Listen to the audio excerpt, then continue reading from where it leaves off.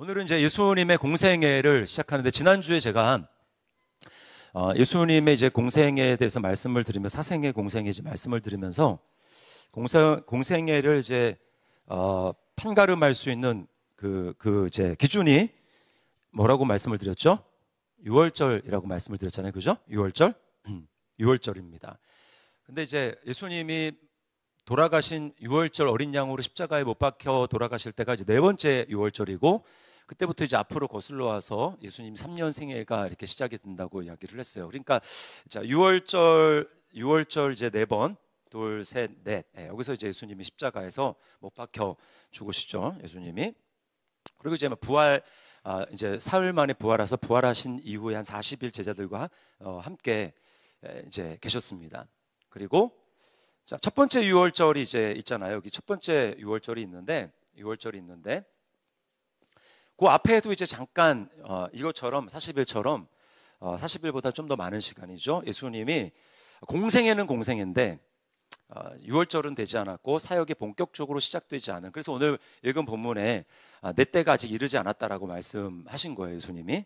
예수님이 유월절에 이제 이렇게 데뷔를 하셔야 되기 때문에, 그래서 요 사생애는 아닌데 공생애긴 공생애인데, 요 이제 유월절 첫 번째 유월절 되기 전에 이제 예수님이 사역을 준비하신 이 사역 준비기, 사역 준비, 요것을 오늘 좀 살펴보려고 합니다. 그래서 그렇게 많지는 않아요. 근데 여러분이 이제 이때까지 쭉 구약부터 해가지고 쭉 오시면서, 구약은 제가 굉장히 빠르게 지나갔는데 신약은 조금 천천히 간다라는 것을 느끼실 겁니다. 특별히 이제 복음서는 더 그래요. 이유는 제가 말씀을 드렸지만 이제 우리는 이미 신약 시대를 살아가고 성령을 받은 상태로 우리가 살아가기 때문에, 그전에는 예수님과 연합 이런 게 없었습니다. 구약에는 당연히 그럴 수밖에 없죠. 예수님이 오시지도 않고 성령도 내주하지 않았기 때문에 연합 뭐 이런 거 없어요. 하나님과 연합 이런 거 없습니다. 근데 우리 신약의 시대 살아가는 저와 여러분들은 다른 점이, 축복이 뭐냐?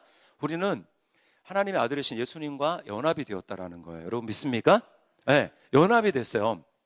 그렇기 때문에 연합이 되었기 때문에 이제 예수님과 하나입니다. 네, 예수님과 하나.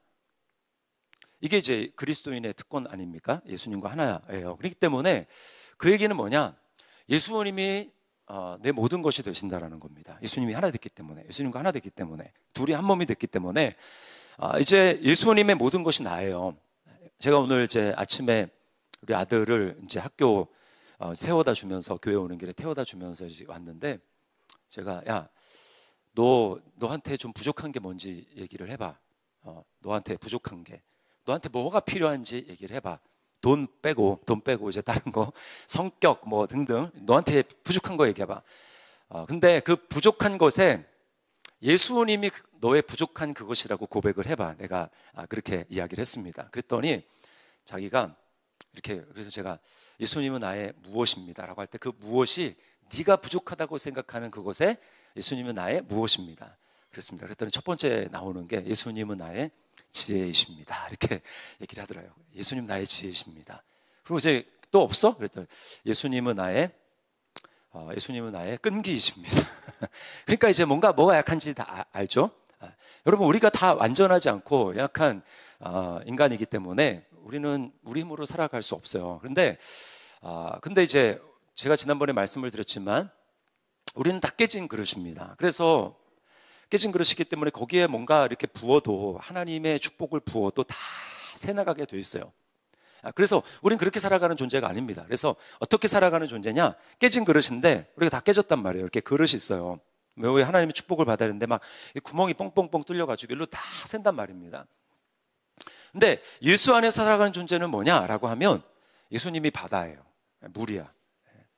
요 안에 내 그릇을 풍덩 던지는 겁니다. 그러면 깨진 거는 얼마나 많이 깨졌나, 아니면 구멍이 조금 나나, 이런 차이는 아무 차이가 없어지는 거예요. 그 다음부터는 이게 지금 내가 물이 내 안에 있는지 이게 전혀 구분이 안 가는, 물로 충만한 그러니까 하나님의 생명으로 충만한 삶을 우리가 살아가는 거예요. 이게 바로 예수 안에서 살아가는 삶이라는 거예요. 그러니까 나의 연약함은 별로 의미가 없어지는 거예요. 이제 무슨 얘기인지 아시겠습니까? 그래서 예수님이 나의 이것이 되십니다. 의의가 없어요. 하나님 앞에 나는 거룩하지 않아. 예수님이 나의 거룩이 되십니다. 난 지혜가 없는데 예수님이 나의 지혜가 되십니다. 하나님 앞에 나갈 때 난 담대함이 없는데 예수님이 나의 담대함이 되십니다. 여러분 믿습니까? 네. 그래서 이제 왜 이렇게 좀 가다가 슬로우로 갑자기 가느냐. 특히 이제 복음서에서 예수님을 아는 것은 곧 나를 아는 것이기 때문에 우리가 좀 깊이 알 필요가 있다. 네. 예수님을 아는 건 나를 아는 거예요. 나의 정체성을 아는 겁니다. 내가 누구인지를 아는 거예요. 자, 그래서 오늘은 이제 사명 준비기를 살펴보는데요. 신약 성경이 총 260장입니다. 260장. 신약 성경 전체가 260장인데 27권이고 260장인데 그 중에 사복음서가 몇 장이냐면 87장이에요. 87장. 그러면 3분의 1입니다. 3분의 1. 3분의 1이 하고 한 장이 남아요. 그러니까 그 정도로 사복음서는 굉장히 이제 많은 분량을 차지하고 있습니다. 그래서 복음서에서 예수님을 아는 것은 매우 중요하다. 그것은 그냥 지식이 아니라 곧 나를 아는 거기 때문에 예수님이 어떤 분이라는 걸 아는 것은 곧 내 삶이 달라지는 거기 때문에 우리가 예수님을 잘 알아야 합니다. 자, 그래서 이제 옆에 있는 분 좌우 바라보시면서 이렇게 한번 인사하겠습니다. 예수님을 아는 것이 나를 아는 것입니다. 이렇게 한번 인사하도록 하겠습니다. 네. 그러니까 예수님을 모르며 그냥 덮어놓고 신앙생활하는 사람은 자기가 누군지 제대로 모르고 사는 거예요. 네. 자, 오늘 이제 네 가지를 살펴볼 텐데요. 네 가지. 자, 첫 번째는 세례 사건입니다. 예수님이 세례받은 사건이에요. 세례받은. 자, 그게 이제 요한복음에는 안 나오고 마태마가 누가복음에 이제 동시에 나오는데, 자, 여기 마태복음과 누가복음에 보면 예수님이 세례를 받을 때 하늘이 열렸다라고 이야기를 하고 있어요. 하늘이 열렸다. 자, 마태복음 3장 16절 말씀 보겠습니다. 자, 시작. 예수께서 세례를 받으시고 곧 물에서 올라오실새 하늘이 열리고 하나님의 성령이 비둘기같이 내려 자기 위에 임하심을 보시더니, 누가복음 3장 21절도 같이 한번 읽어봅니다. 백성이 다 세례를 받을새 예수도 세례를 받으시고 기도하실 때에 하늘이 열리며, 자, 하늘이 열렸다라고 이야기를 합니다. 하늘이 열렸다. 그래서 하늘이 열리고 예수님이 지금 세례 받으시는 그 현장에 삼위 하나님이 함께 하시는 겁니다. 아버지 하나님은 음성으로 내가 너를 사랑한다, 너는 내 기뻐하는 자다 라고 말씀은 하시는 하나님 아버지의 음성이 들렸고, 그 다음에 이제 예수님은 거기 세례받는 장면에 세례받는 곳에서 올라오셨고, 성령님은 비둘기처럼 예수님 위에 임재하셨다라고 말씀을 하고 있습니다. 그래서 세례받는 장면에 삼위 하나님이, 삼위일체 하나님이 등장을 하세요. 자, 근데 여기서 중요한 게 뭐냐? 하늘이 열렸다라고 하는 겁니다. 하늘이 열렸다. 하늘이 열렸다. 이 얘기는 뭐냐면, 이제 예수님을 통해서 우리는 예수님은 뭘 상징하냐면, 이제 우리가 예수님을 통해서 열린 하늘로 하나님께 이제 곧장 나갈 수 있는 길이 열린다라는 것을 예수님이 보여주시는 거예요. 예수님의 세례 사건을 통해서 보여주는 겁니다. 그래서 구약에 하늘이 열렸다라고 표현한 이제 구절이 몇 안 되는데, 그 중에 맨 처음 나온 게 야곱이 형 에서를 피해서 도망가다가 그때 베델에서 돌베개를 베고 잠을 자지 않습니까? 우리 살펴봤죠? 창세기 하면서 그때 꿈을 꾸는데, 그때 하늘이 열리고 하늘에서 사다리 같은 게, 이제 진짜는 사다리가 아니라 사실은 계단입니다. 계단. 천국의 계단. 천국에서부터 쫙 계단이 내려와가지고 땅까지 내려오는데, 그 계단 위로 천사들이 오르락 내리락 하는 것을 이 야곱이 본 거예요. 그리고 이제 잠이 딱 깨가지고, 야, 내가 몰랐네. 여기 하나님이 계시는데 내가 몰랐네. 야, 이거는 하나님의 집이야. 여기는 하나님의 집이고 이곳은 하늘문이다. 이렇게 얘기를 합니다. 하늘문. 하늘문이라고 얘기를 했어요. 자, 창세기 28장 17절 말씀을 보겠습니다. 자, 시작. 이에 두려워하여 이르되 두렵도다. 이것은 다름 아닌 하나님의 집이요 이는 하늘의 문이로다. 하늘의 문이로다. 이 말은 뭐냐면 하늘이 열렸다라고 하는 겁니다. 하늘이 열렸다. 그래서 천사가 그리로 오르락 내리락, 하늘의 문이 열린 사람들이 누구냐? 그 사람이 바로 하나님의 백성, 예수 믿는 하나님의 자녀들입니다. 저와 여러분들 위에는 하늘의 문이 열려 있어요. 그래서 하늘과 직방으로 통합니다. 하늘과 직방으로 통해요. 하나님께 나아갈 수 있어요. 근데 이 야곱이 보았던 이 하늘문, 이게 뭔가 천사가 사다리 위로 오르락, 계단 위로 오르락 내리락 하는 게 그건 뭔가? 그게 사실은 예수님을 나타내는 거였습니다. 요한복음 1장 51절 말씀을 같이 한번 보겠습니다. 시작. 또 이르시되 진실로 진실로 너희에게 이르노니 하늘이 열리고 하나님의 사자들이 인자 위에 오르락 내리락 하는 것을 보리라 하시니라. 예, 저기서 지금 말씀하는 거죠. 인자 위로 하나님의 사자들이, 천사들이 오르락 내리락. 자, 그러니까 구약의 야곱이 봤을 때 천사가 오르락 내리락 하던 게 뭐였습니까? 계단, 사다리였잖아요. 근데 예수님 위로 천사들이 오르락 내리락 한데, 그럼 예수님이 뭐란 얘기예요?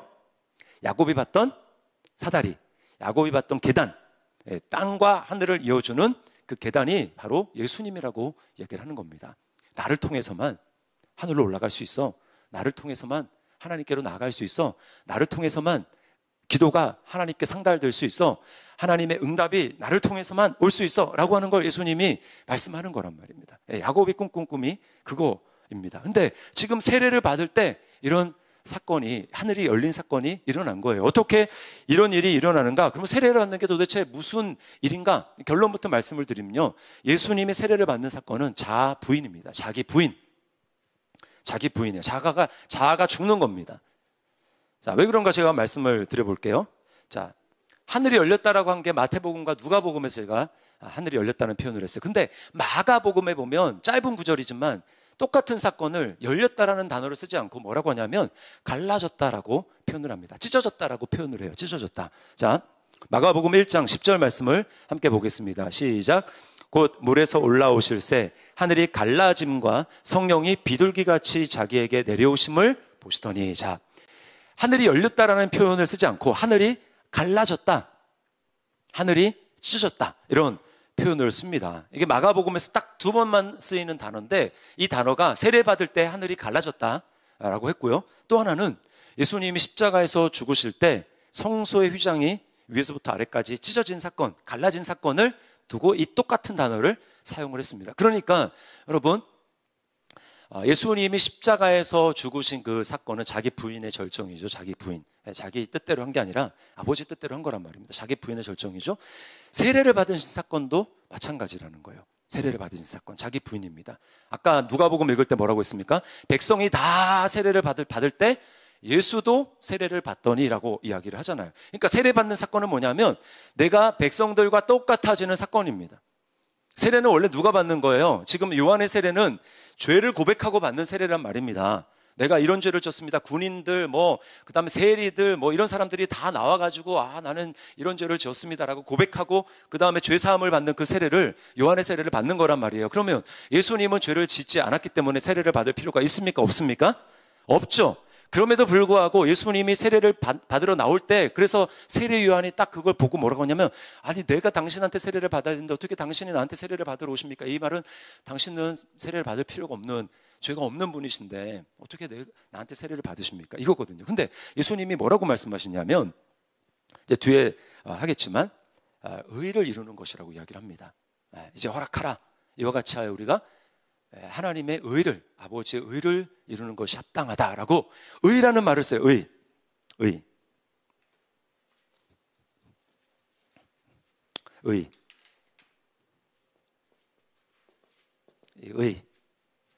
이게 의가 굉장히 중요한 성경에서 주제입니다.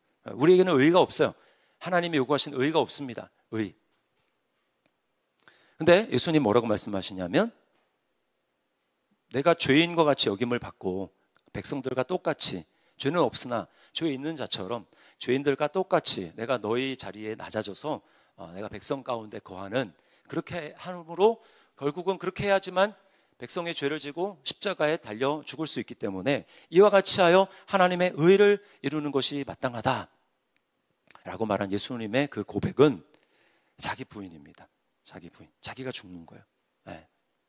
자기가 한번 죽고 겟세마네 동산에 다시 한번 죽고, 그리고 십자가에서 완전히 몸까지 죽는 그런 일이 있었던 것입니다. 그러니까 세례는 예수님이 자기 죽음이에요. 그래서 그 사건을 예표해서 하늘이 열렸다라고 하지 않고 하늘이 찢어졌다. 그리고 두 번째, 완전히 하늘이 찢어진, 하늘길로 가는 길이 열린, 성소회장이 찢어진 사건을 이 세례랑 같이 보고 있는 것입니다. 자, 그래서 이걸 통해서 세례를 통해서 예수님의 세례를 통해서 하늘이 열렸다. 그리고 어떻게 우리가 하나님께로 나아갈 수 있는가라고 하는 것이 예수님의 자아 부인을 통해서 예수님의 자기 죽음을 통해서 우리가 하나님께 나아가는 길이 열렸다는 것을 볼 수 있는 거예요. 그래서 오직 예수님을 통해서만 우리는 아버지께로 갈 수 있습니다. 다른 길은 없어요. 요한복음 14장 6절 말씀을 같이 한번 읽어보겠습니다. 시작. 예수께서 이르시되 내가 곧 길이요 진리요 생명이니 나로 말미암지 않고는 아버지께로 올 자가 없느니라. 누가 세상에서 자기를 부인하는 사람이 있습니까? 자기 죽음 없어요. 아무도 없습니다. 다 자기 죽기 싫어해요. 예수님만 자기 죽음, 자기 부인, 여러 번의 자기 부인을 하셨습니다. 그런 예수님을 통해서만 우리 하나님께 나아갈 수 있어요. 그리고 예수님이 이제 그렇게 하실 때 성령이 임했단 말입니다. 그렇죠? 성령이 임했어요. 자, 성령이 임하는 것, 성경에서 성령이 임하는 건요, 은사가 임하는 게 아닙니다. 물론 은사도 성령님이 주시는 거긴 한데, 성령이 임하는 거 뭐냐 하면, 그게 하나님의 뜻이 이루어졌다라는 거예요. 하나님의 의가 이루어졌다라는 겁니다. 그럴 때 성령이 임하는 겁니다. 그러니까 자기를 끝까지 주장하면서 난 절대 포기 못해 하는 사람에게 성령이 절대 임할 수 없어요. 무슨 말씀인지 아시겠어요? 예수님처럼 자기를 부인하고 나는 아닙니다 라고 자기를 부인하는 사람에게 성령님이 임합니다. 그래서 우리가 예수님을 믿는다라는 것은 뭐냐? 내가 아니라 이제 주님이십니다. 내가 아니라 하나님이십니다. 내 인생의 중심은 내가 아니라 더 이상 나는 죽었고 하나님이십니다 라고 하는 그 고백과 함께 내가 그렇게 살겠습니다 하고 결단하고 참으로 돌이키는 그 사람에게 뭘 주는 거예요? 성령님이 부어주는 거예요. 그래서 성경에서 뭐라고 얘기합니까? 하나님이 자기들에게 순종하는 자에게 주시는 성령이라고 하는 거예요. 순종과 성령, 순종하는 자에게 주시는 성령. 다른 말로 얘기하면 하나님의 의가 이루어진 자에게 주시는 것이 성령이라고 하는 것입니다. 예수님을 처음 믿을 때 우리가 그렇게 된 거고요. 처음으로 나를 위해 살던 삶에서 돌이켜서 하나님 위한 삶을 살기로 한 그 첫 번째 순간이 바로 그때 회심의 순간이기 때문에 그때 성령님이 부어졌고 그 다음에 계속해서 우리가 살아가다가 그러지 않을 때가 많죠. 그럴 때 어떻게 우리에게 성령의 충만함과 성령님의 부으심이 있는가? 거기서 돌이켜야 됩니다. 돌이키고 자기 뜻을 내려놓고 자기를 부인할 때 거기에 성령님이 하시는 거예요. 그러면 여러분, 자기 부인과 자기를 포기하는 것 없이 성령을 받을 수 없습니다. 성령 충만 받을 수 없어요. 뭔가 자기 회개가 이루어지지 않았는데 뭘 받았다? 그거 잘못 받은 거예요. 은사가 아닙니다. 자, 그래서 마태복음 3장 14절에서 15절 말씀 같이 한번 보겠습니다. 마태복음 3장 14절 15절 같이 읽습니다. 시작. 요한이 말려 이르되 내가 당신에게 세례를 받아야 할 터인데 당신이 내게로 오시나이까? 예수께서 대답하여 이르시되 이제 허락하라. 우리가 이와 같이 하여 모든 의를 이루는 것이 합당하니라 하시니 이에 요한이 허락하는지라. 네. 야, 이게 나에게 이익이 될까 안 될까? 이렇게 하면 사람들이 나를 어떻게 볼까? 라고 하는 자기 중심의 관점에서 보는 게 아니라 이렇게 했을 때 하나님의 의가 이루어질까? 하나님의 뜻이 이루어질까? 말씀대로 이루어질까? 그런 사람에게 성령이 임하는 겁니다. 이게 예수님의 세례 사건이 우리에게 보여주는 것입니다. 그러니까 하나님의 의가 이루어지는 것은 자기 부인의 길을 통해서만 이루어지는 거예요. 먼저 그의 나라와 그의 의를 구하라. 똑같은 말입니다. 예? 이게 모든 축복의 열쇠잖아요. 그의 나라와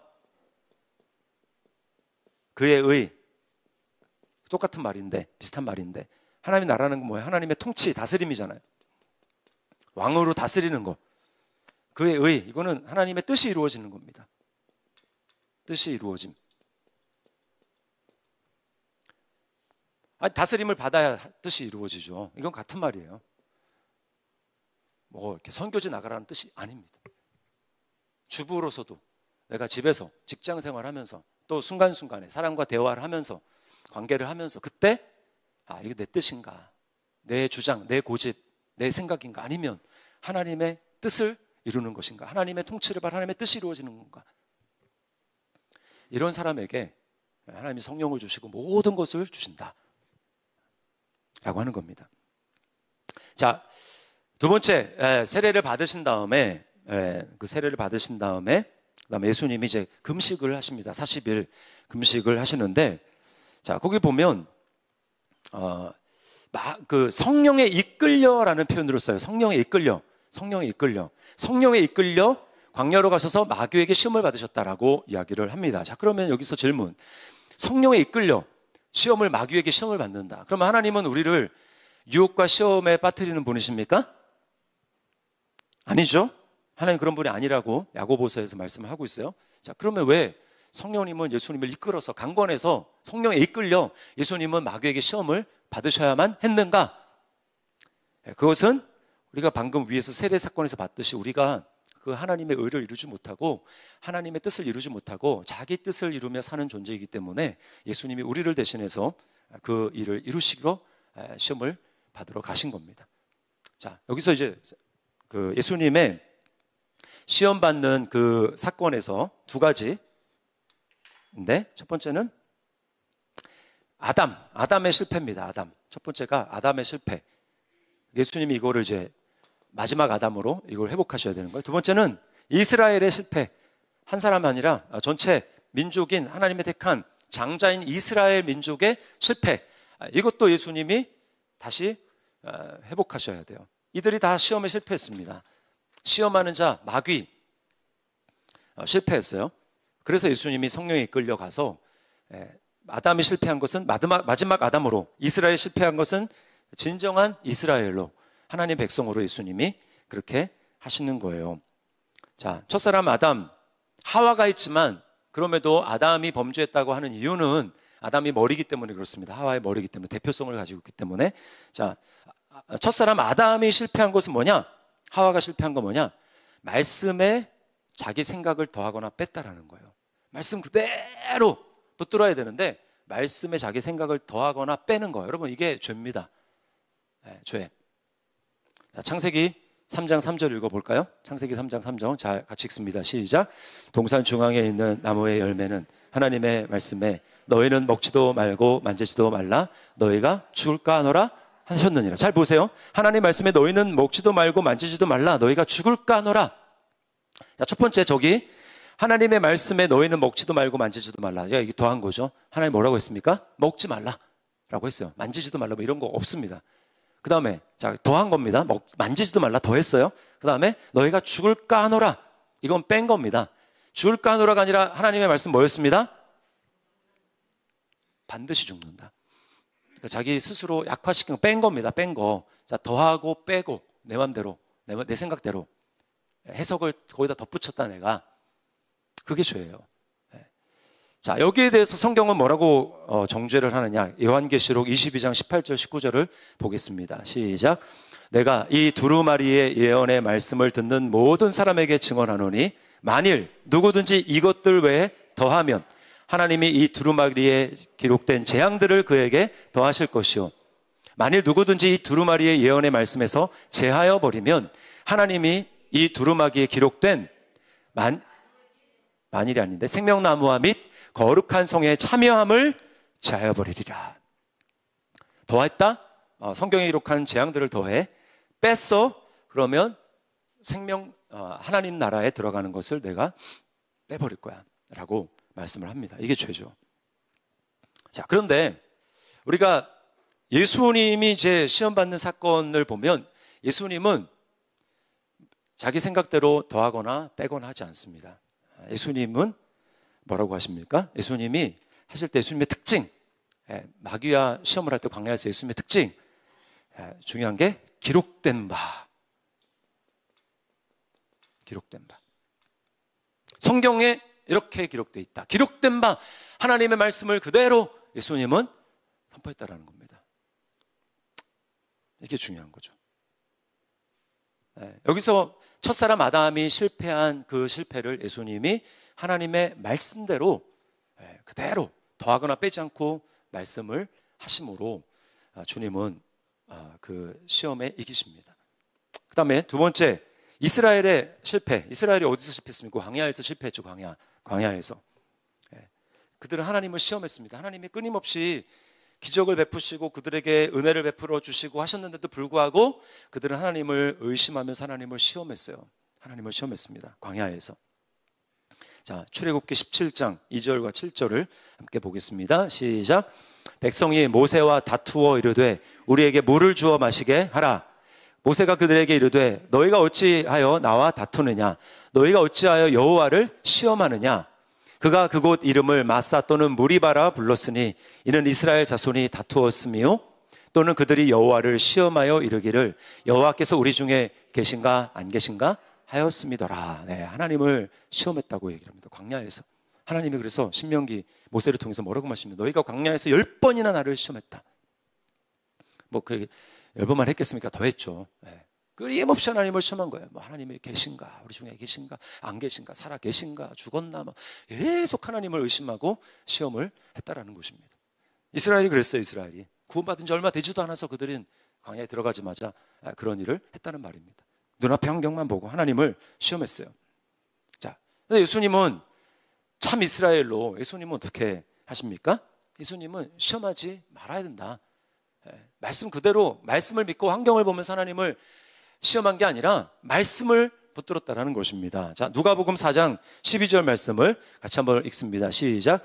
예수께서 대답하여 이르시되 주 너의 하나님을 시험하지 말라 하였느니라. 주 너의 하나님을 시험하지 말라 하였느니라. 말씀을 가지고 예수님은 믿었습니다. 여러분, 우리가 시험에 빠지는 건 뭐예요? 왜 빠집니까? 환경을 보니까 시험에 빠지는 거예요. 시험에 빠집니다. 기도하고 하나님이 마음에 평안을 주셨어요. 아, 하나님이 앞서 행하시겠구나. 근데 환경을 딱 보는 순간 어떻습니까? 자식들을 딱 보는 순간 분통이 터지고 도저히 하나님의 뜻이 이루어질 것 같지도 않고, 그러니까 보면서 막 또 하는 거예요. 내가 컨트롤 하려고 하고 큰 소리 질렀다가 뭐 속이 뒤집어졌다 막 했다 막. 환경을 보고. 그래서 애들이 바뀔래도 엄마 때문에 바뀔 수가 없어. 엄마가 안 믿으니까. 바뀌려고 하는데 엄마가 안 믿어줘. 안 바뀌어. 시험하지 말라. 환경을 보고 시험하지 말라.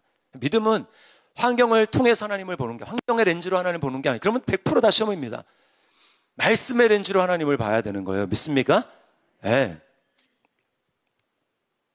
자, 그리스도가 받으신 세 가지 시험이 그러면 이제 어떻게 구체적으로 아담과 이스라엘의 그 실패를 이기셨는가? 자, 세 가지 시험. 첫 번째 시험은 돌이 떡이 되도록 하라. 돌을 명해서 떡이 되게 하라라고 하는 시험인데, 이 시험은요 육신의 정욕에 대한 시험이었습니다. 육신의 정욕. 그래서 창세기 3장 6절 같이 한번 볼까요? 창세기 3장 6절 같이 한번 읽습니다. 시작. 여자가 그 나무를 본즉 먹음직도 하고 보암직도 하고 지혜롭게 할 만큼 탐스럽기도 한 나무인지라. 네, 먹음직도 하고 이게 육신의 정욕입니다. 먹음직도 하고 먹음직. 근데 예수님이 그거를 육신의 정욕을 거부하신 거죠. 말씀으로 육신의 정욕을 거부하셨습니다. 자, 두 번째 시험은 뭐냐?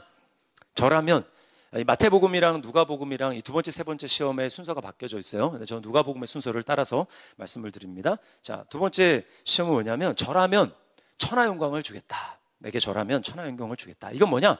다 보여준 다음에 이거든. 천하 영광에 산에서 다 만국을 보여준 다음에 한 겁니다. 이건 뭐냐? 안목의 정욕입니다. 눈으로 보는 것. 갖고 싶다. 안목의 정욕. 선악과는 뭐예요? 먹음직도 하고 보암직도 하고 안목의 정욕. 그리고 세 번째 시험은 뭐냐? 성전 꼭대기에서 뛰어내리면 상하지 않고 하나님이 발을 받쳐줄 거자 천사를 보내가지고 그렇게 해라 라고 이야기를 하는 거죠. 여러분, 이건 뭐냐면 이생의 자랑입니다. 이생의 자랑. 나는 이렇게 뛰어내렸어, 나 봤지, 이렇게 하면 사람들이 우와 하는 자랑입니다. 자기를 드러내는 이생의 자랑. 근데 선악과는 어떤 거였어요? 지혜롭게 할 만큼 탐스럽기도 한 나무였다. 이생의 자랑. 자, 이런 시험, 예수님이 그래서 이 아담이 실패한, 첫사람 아담이 실패한 것을 마지막 아담으로 돌이키셨고, 세 가지 시험을 이기심으로 이스라엘이 민족으로 하나님께 택함 받은 장자, 열방의 하나님의 영광을 드러내야 될 이스라엘이 실패한 그 자리에서 예수님은 진정한 이스라엘로 그 시험을 이기심으로 하나님의 뜻을 이루셨습니다. 근데 여기서 가장 중요한 것, 아까도 말씀을 드렸지만 말씀대로.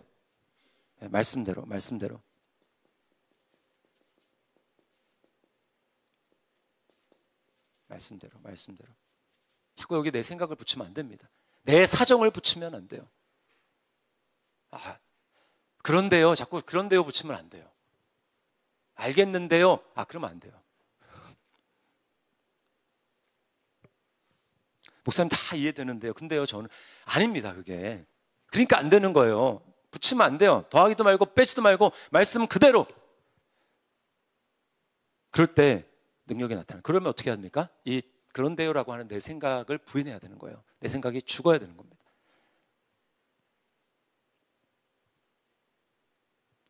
요한일서 2장 15절부터 17절 말씀을 우리 같이 한번 읽어보겠습니다. 시작. 이 세상이나 세상에 있는 것들을 사랑하지 말라.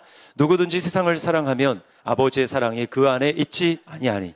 이는 세상에 있는 모든 것이 육신의 정욕과 안목의 정욕과 이생의 자랑이니 다 아버지께로부터 온 것이 아니요 세상으로부터 온 것이라. 이 세상도 그 정욕도 지나가되 오직 하나님의 뜻을 행하는 자는 영원히 거하니라. 자, 보십시오. 이 세상도 그 정욕도, 육신의 정욕, 안목의 정욕, 이생의 자랑, 이 세상도 다 지나가는데 오직 하나님의 뜻을, 하나님의 말씀을 행하는 자는 영원히 거하느니라. 말씀대로 생각하고, 말씀대로 말하고, 말씀대로 느끼고, 말씀대로 해야 되는 거예요. 말씀대로.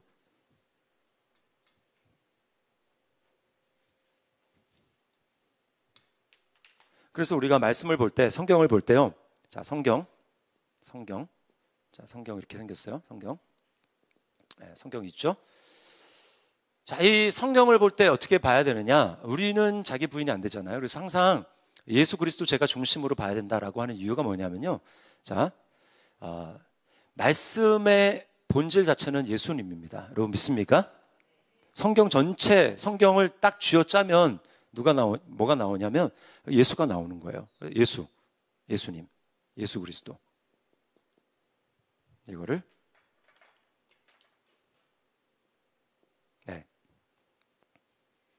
이 예수의 이 기초 터 위에 말씀을 놓아야 합니다. 이거는 여기는 사실은 말씀들이죠. 말씀들. 성경 말씀 구절들이 얼마나 많아요. 말씀들.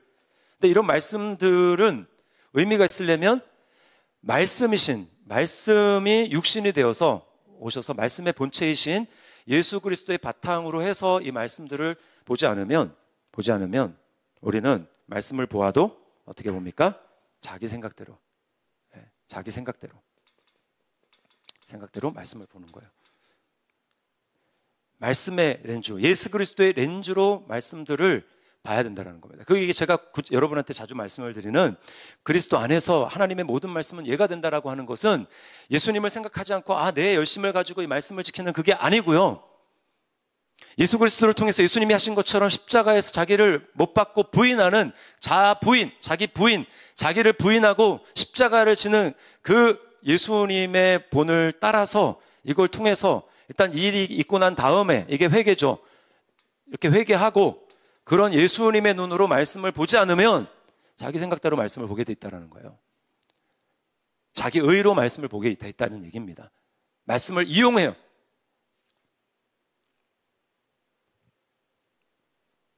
말씀대로. 그 말은 예수님처럼 먼저 나를 부인하는, 큐티하기 전에 이거 있어야 됩니다. 성경 통독하기 전에 이게 있어야 돼요.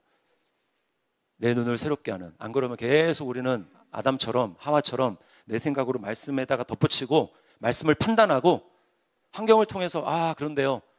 그러니 아무런 일도 일어나지 않는 겁니다. 이 일을 먼저 있고 난 다음에 큐티도 하고 뭘 하고 해야지. 자기 눈으로 자기 판단대로 말씀을 보고 있으면서 무슨 그 말씀에 설교도 그렇게 듣고 다 판단하고, 이게 바로 예수님이 40일 금식 기도를 통해서 우리에게 주시는 교훈입니다. 말씀대로. 자, 그 다음에 세 번째는 5명의 이제 제자들을 예수님이 이제 만나십니다. 어디서 만나시냐면 세례 요한이 이제 집회하던, 세례 요한이 회개의 세례를 이제 전파했잖아요. 너네 군인들 그렇게 하면 안 된다. 너의 세리들 그렇게 하면 안 된다. 백성들한테 나 회개해라. 회개 열매를 맺어라. 막 이렇게 회개 세례를 전파하는데, 도끼가 나무 뿌리에 놓여 있다 막 하면서 다 하나님이 심판으로 다 던지신다 이렇게 얘기하면 사람들이 다 이제 회개하면서 나와서 세례 받지 않습니까? 그렇게 집회했던 그 집회 장소에서 예수님이 5명의 제자들을 만나십니다. 첫 번째는 이제 2명의 제자인데, 세례 요한의 제자. 그 제자 중에 성경에 이름은 나오지 않대. 그 중에 한 사람이 안드레라고 나오고요. 한 사람이 이름이 나오지 않는데 아마 학자들은 요한일 거라고 이야기를 합니다. 요한복음을 기록했던 요한이다. 그리고 이제 안드레가 베드로의 형제잖아요. 예수님을 먼저 만난 다음에 그 다음에는 베드로에게 와서 예수님께 베드로를 또 데리고 갑니다. 그리고 그 다음에 이제 빌립을 예수님 만나시는데 나를 따르라 하고 빌립이 예수님 만난 다음에 또 빌립이 가가지고 자기 동네 사람 나다나엘을 또 끌고 예수님께로 옵니다. 그렇게 해서 이 5명의 제자를 예수님이 만나는 사건, 그 5명을 제자로 삼는 사건이 이제 나옵니다. 그러니까요, 요 시기에는 제자들 딱 나오면은 12명이 아니에요. 그러니까 성경을 볼 때 막 그 시기를 짬뽕해가지고 외우면 안 됩니다. 그러니까 지금 가나의 혼인잔치가 요거 난 다음에 바로 다음 사건인데, 그때는 제자들이 청함을 받았다, 그 가나 혼인잔치 청함을 받을 때는 12명이 다 초대받은 게 아닙니다. 아시겠어요? 5명만 초대를 받은 거예요. 예수님이랑 간 겁니다. 자, 우리가 여기서 이제 꼭 알 게 뭐냐면, 5명의 제자를 만나는 사건에서 우리가 볼 게 뭐냐면, 하나님 나라가 어떻게 확장이 되는가라고 하는 방식입니다. 예수님을 만난 사람들이 이분이야말로 정말 메시아라고라는 그런 확신을 갖는 게 필요하다는 거예요. 이분이 정말 해답이구나, 인생의 해답이구나, 이분이야말로 정말 메시아구나 라고 하는 그 확신을 가질 때 가가지고 지금 딴 데서 기다리고 있는 그 사람, 딴 데서 소망을 품으면서 어디서 메시아가 올까라고 기다리고 있는 그 사람들이 가가지고 시간 허비하지 말고 와봐 라고 그들을 초청하는 거예요. 여러분은 예수님이 그리스도이고 메시아인 것을 여러분 믿습니까? 그러면 어떻게 해야 돼요? 확신했으면 가서 딴 데서 인생의 목적과 의미와 행복을 추구하며 살아가는 그 사람들을 향해서 당신 그래야 답이 없습니다, 예수님께로 오십시오 라고 예수님께로 초청해야 된다는 겁니다. 자, 첫 번째는 확신이에요. 우리가 메시아를 만났다. 두 번째는 초청입니다. 와 봐라. 일단 와 봐라 라고 하는 겁니다. 근데 이렇게 확신을 갖기 위해서 중요한 건 뭐냐?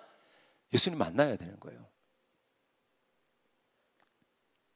예수님을 탐구하고 연구하고, 그래서 그 결과 예수님을 만나야 됩니다.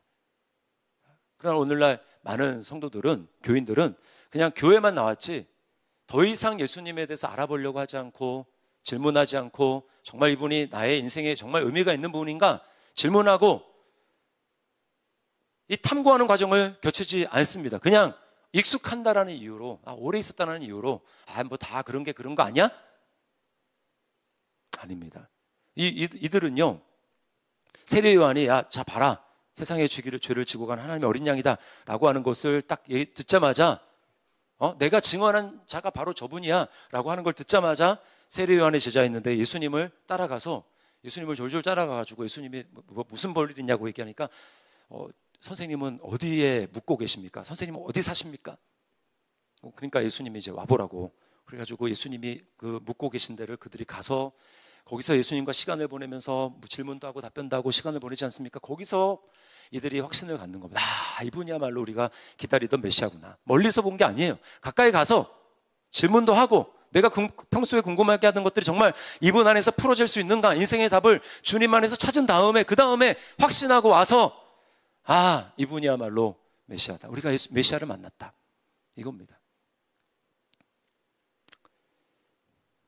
거기 보면 이제 머물렀다. 그날 예수님과 함께 머물렀는데 때가 10시쯤 되었다라고 이야기를 합니다. 그들이 여러 시간 예수님과 머문 거예요.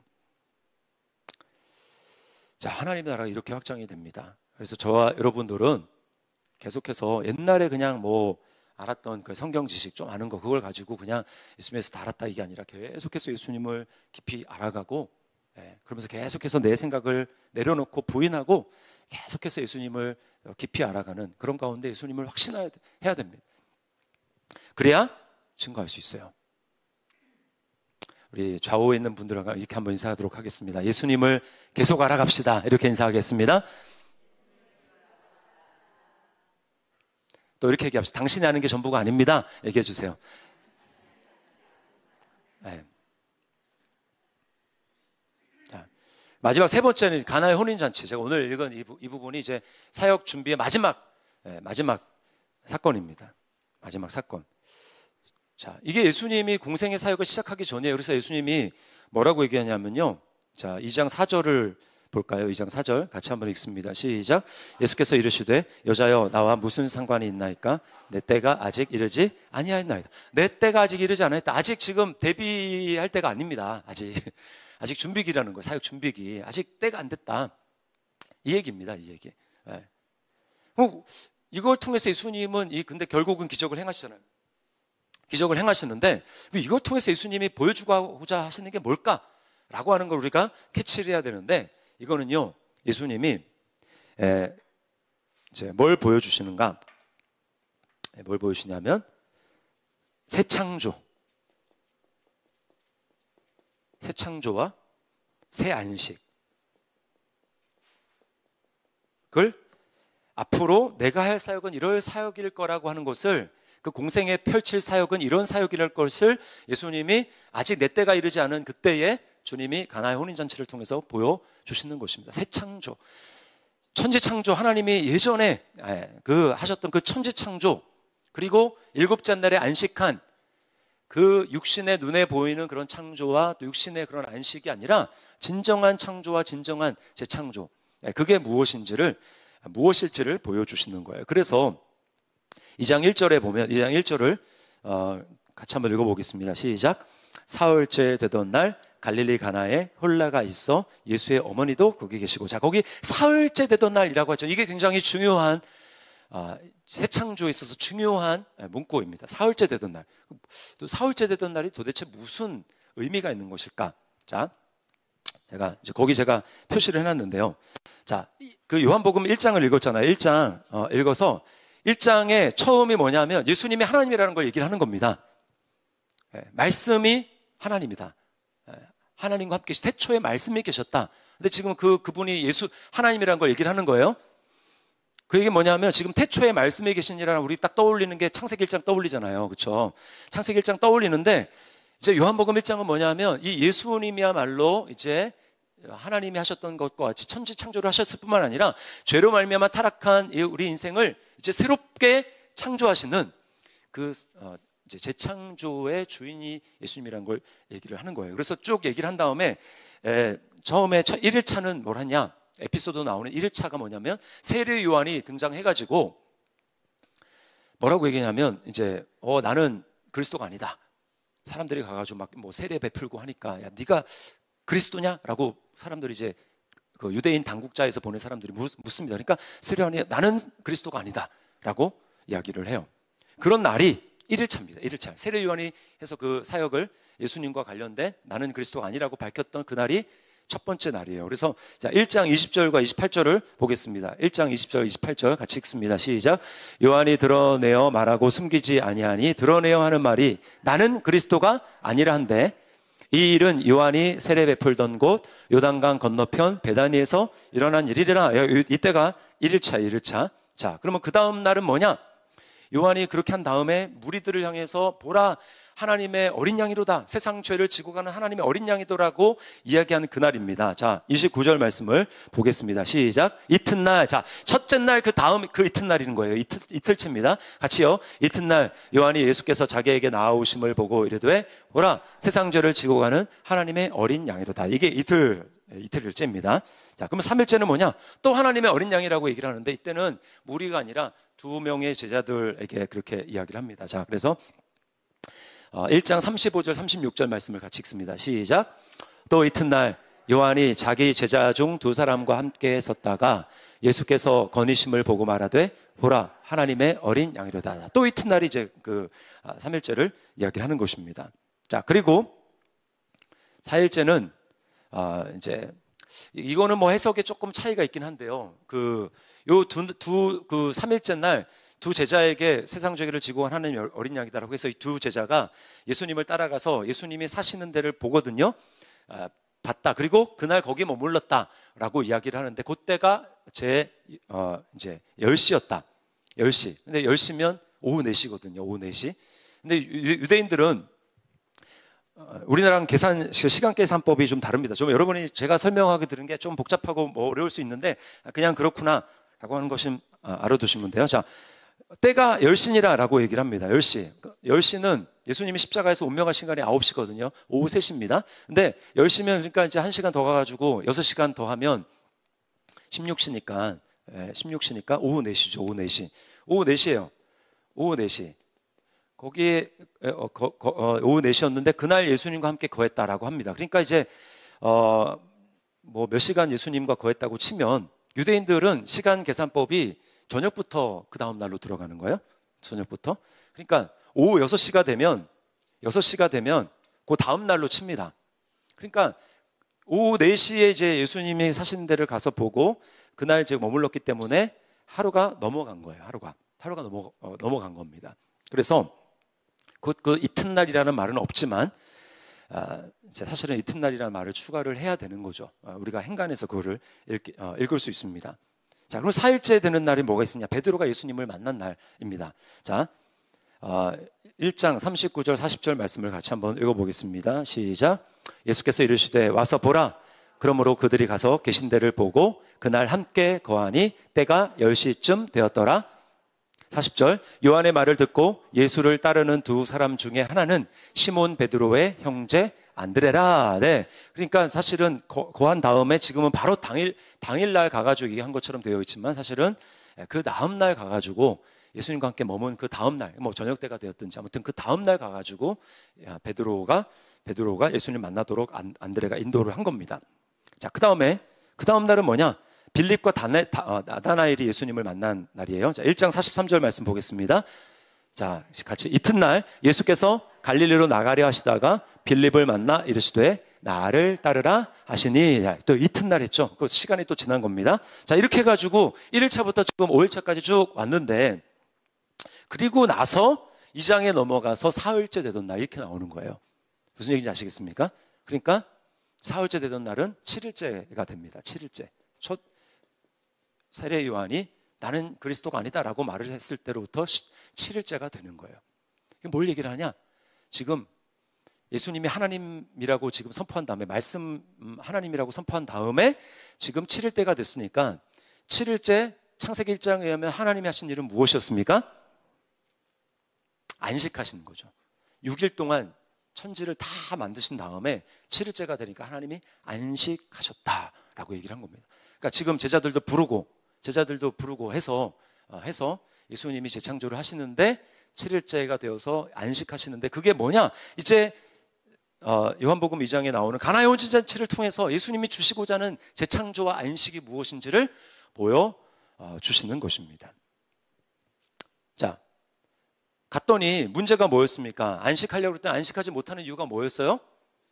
포도주가 없는 거예요. 포도주가. 자, 2장 3절 같이 한번 읽겠습니다. 시작.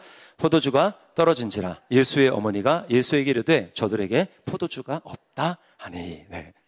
자, 이게 인생의 문제라는 겁니다. 포도주가 없습니다. 포도주. 성경의 포도주는요, 기쁨이에요, 기쁨.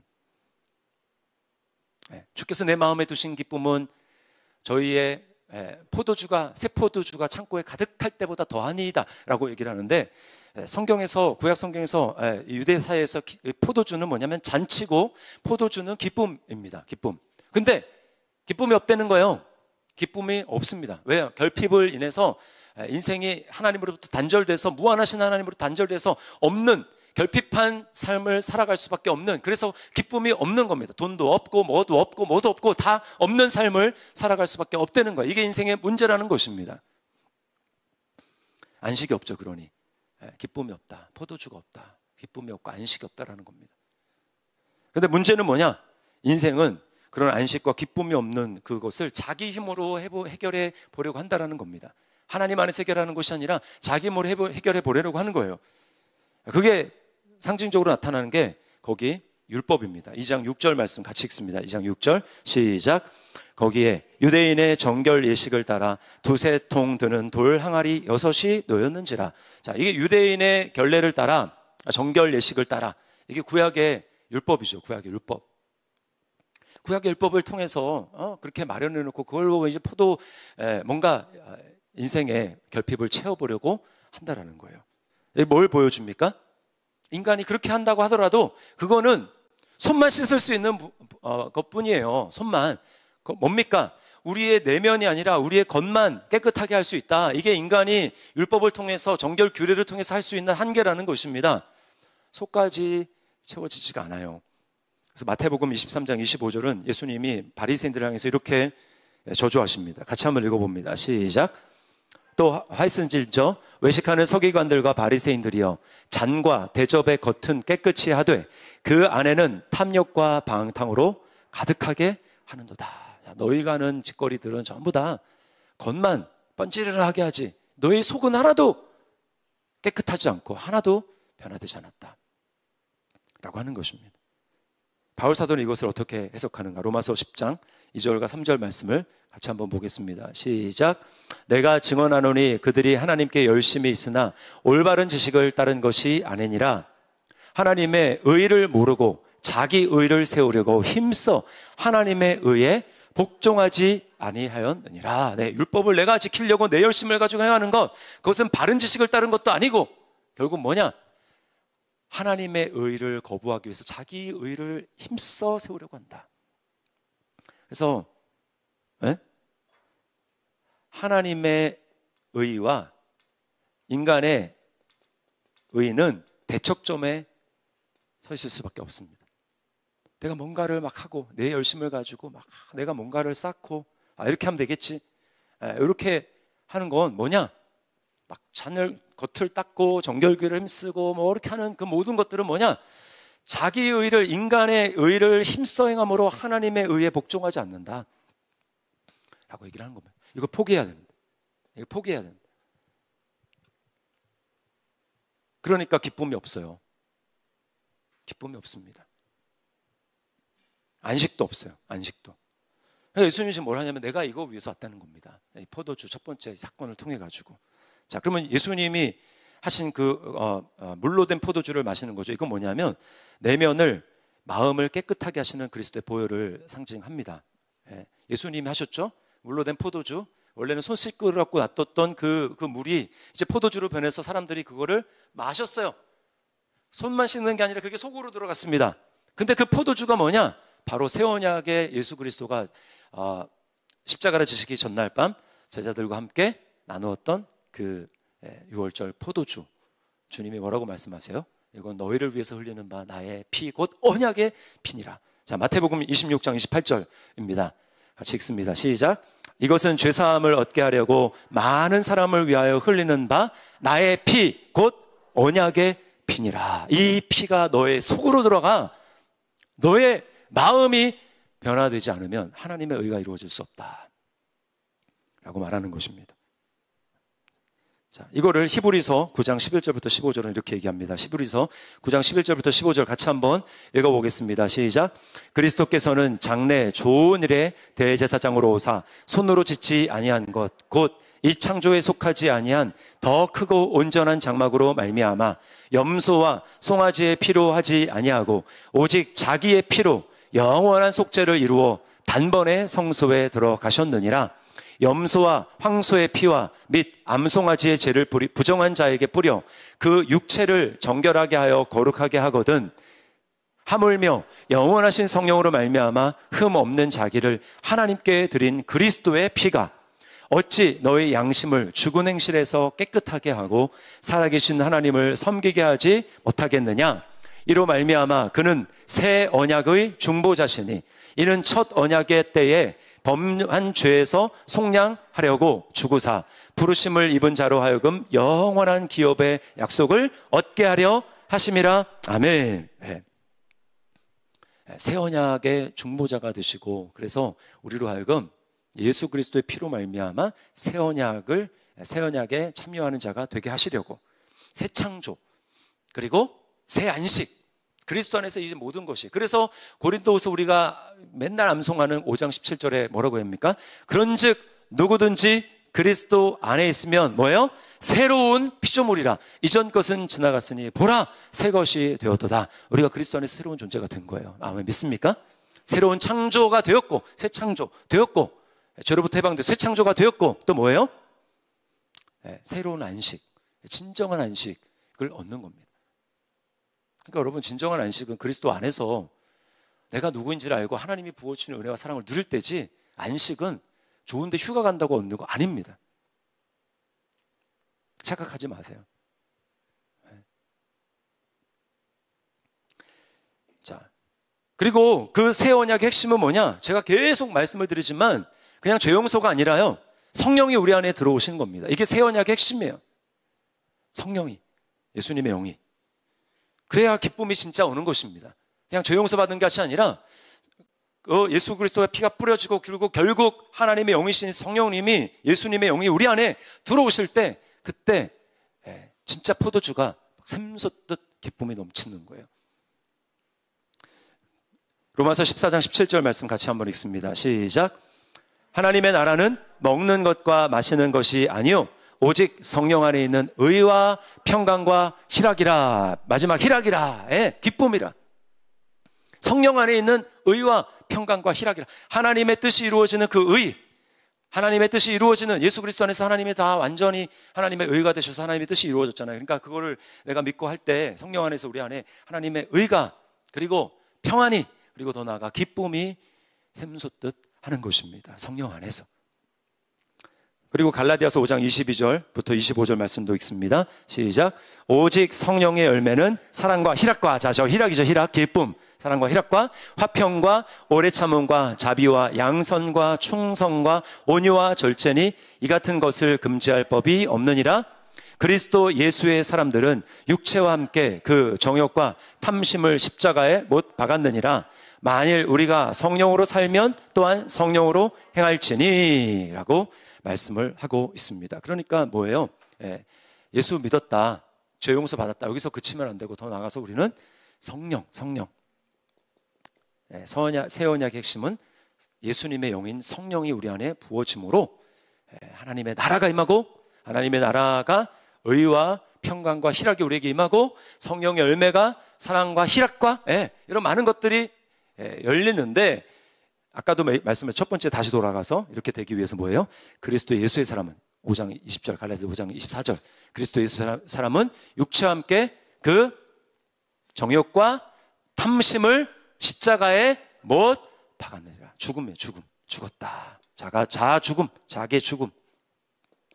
이것을 통해서만 성령의 놀라운 은혜와 우리가 하나님 나라, 이것을 경험하게 되는 것입니다.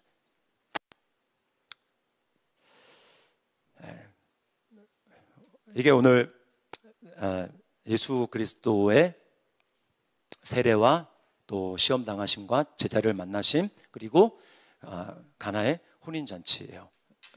앞으로 예수님이 내가 이거 할 거다라고 하는 것을 미리 사역 준비기에 보여주신 것입니다. 우리 같이 한번 기도하도록 하겠습니다.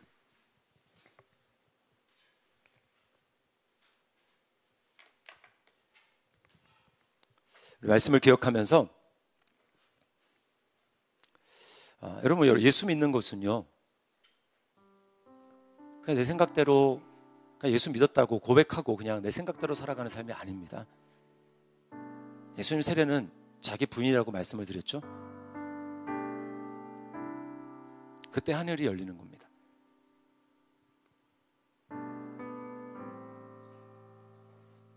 그때 하나님의 의가 이루어지고요, 그때 하나님의 통치가 내 삶 가운데 실제로 일어나는 것이고, 그럴 때 성령님의 역사가 내 삶 가운데 나타나는 것입니다.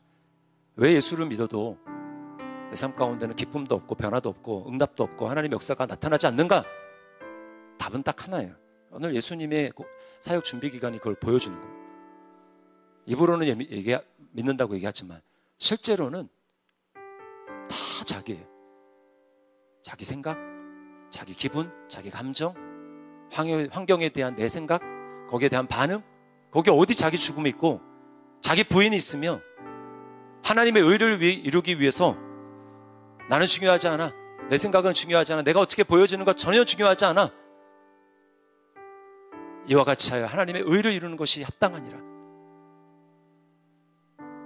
그럴 때 여러분 성령이 임하시는 거예요. 예수님이 십자가 지신 거 그것 때문에 하신 거예요.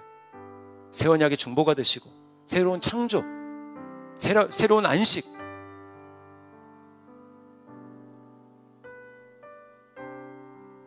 그게 이 땅에서 예수 믿으며 하나님의 은혜를 경험하며 사는 삶입니다. 근데 날마다 나를 따라오고 날마다 자기를 부인하고 자기 십자가를 지고 나를 따라오려는 그건 금욕이 아니고요, 끊임없이 예수님이 하셨던 것처럼 내 생각을 버리라는 겁니다. 그 내 자아를 십자가에 박으라는 거예요. 그리고 하나님의 말씀을 붙들라는 겁니다. 하나님 말씀에 대한 내 생각 덧붙이거나 빼거나 하지 말고 하나님 말씀 자체를 붙들고 내 생각과 내 자존심 내려놓고 그렇게 주님 따라가라는 거예요. 그럴 때 성령님이 부어지시고 그럴 때 내 인생의 진정한 기쁨과 평안과 안식을 누리는 것입니다. 이 시간 우리 각자에게 하나님이 말씀하신 그 말씀을 기억하면서 우리 하나님 앞에 한번 회개할 것들은 회개하고 새롭게 결단한 것들은 새롭게 결단하면서 우리 하나님 앞에 이 시간 기도하며 나아가는 시간 갖도록 하겠습니다. 우리 같이 한번 기도하겠습니다.